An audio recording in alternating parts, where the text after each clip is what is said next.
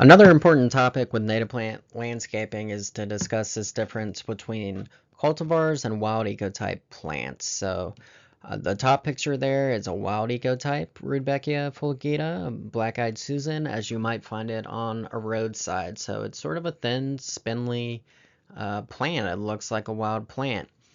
Rudbeckia is already a very common landscape plant. There's dozens of cultivars. On the bottom there, you see the cultivar early bird gold. So what cultivar means is that it's been an exceptional wild plant has been selected and propagated asexually, or there's actually been breeding work done on it where it's been intentionally crossed to get certain ornamental characteristics. So with early bird gold there, you see it's more dense, it's more compact, there's more blooms. So that is a cultivar.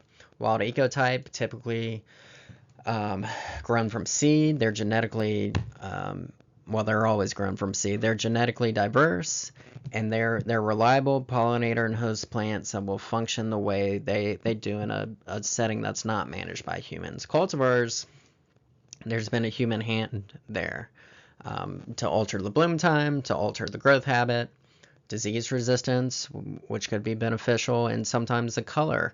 The issue is when you alter things like color, that can lead to sterile flowers that aren't producing pollinator nectar at all, or it can mean that pollinators are less attracted to them because humans are now selecting for their preferred ornamental characteristics. Bees, other pollinators are not selecting for what they need. So the reproduction is out of the hands of the other parts of ecosystem that plant was supporting. So the upshot here is that if your main goal is ecosystem function, wild ecotype is the safer choice. Some cultivars, though, can perform quite well ecologically, and we're nowhere near having all the data on that. So since we don't know every cultivar, how does it perform, is it functioning in the ecosystem? Here's a sort of shortcut for how you could decide if ecosystem function is your goal, which cultivar you would choose. So again, wild ecotype, that's the most reliable choice if the main goal is ecosystem function. If you're in a setting or it's just your personal preference to have a cultivar that looks more like a horticulture trade plant, here are some things to consider. So on the top left there's Echinacea purpurea, purple coneflower, which is really a pretty rare wild plant. You see one bloom in a field there, but it's a very common horticulture trade plant, so we have lots of cultivars. The top right, you see a cultivar called Pink Double Delight. So that is a bad choice for ecosystem function because the petals, the flower structure has been drastically altered, and it's hard for pollinators to access the pollen and nectar in the flower because it's been so radically altered.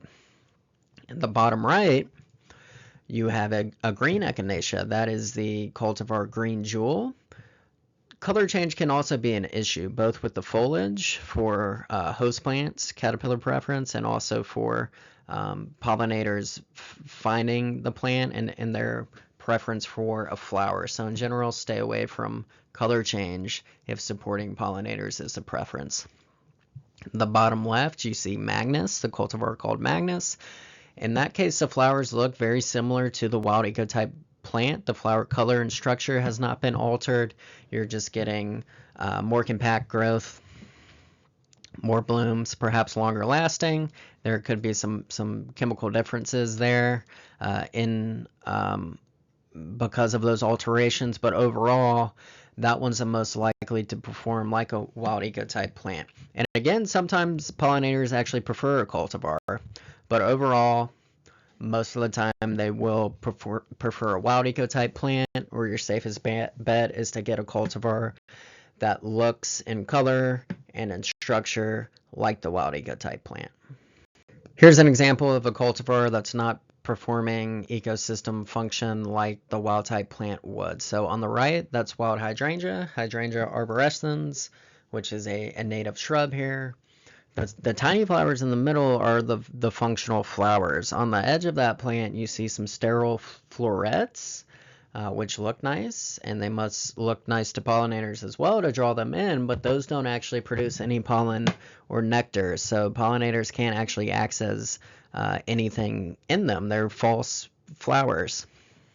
In the case of the cultivar Annabelle and some other hydrangea cultivars, those have been bred so that really the bulk of the head is all sterile florets, so those are not performing anywhere near the ecosystem role like the wild hydrangea would be. There are some lace cap hydrangea cultivars that still have those functional small flowers in the middle. So either the wild type or some of the lace cap hydrangeas that more closely resemble the wild type are your best bet ecologically. I'll also point out seed mix quality here. So this is just a packet I picked up at a big box store. It says wildflower bird butterfly mix. It doesn't explicitly say native, but you could easily, if you were looking for natives, might pick up something like that and think you were getting a native plant mix. On the back, though, you see 13 out of the 16 species are non-native. These are mostly annuals, non-native annuals that will germinate quickly, give you some quick blooms, but then they'll quickly die off. They won't persist in the landscape, and you won't successfully establish a wildflower patch, and it's certainly not going to be a native one, since really the bulk of the plants in there are non-native plants.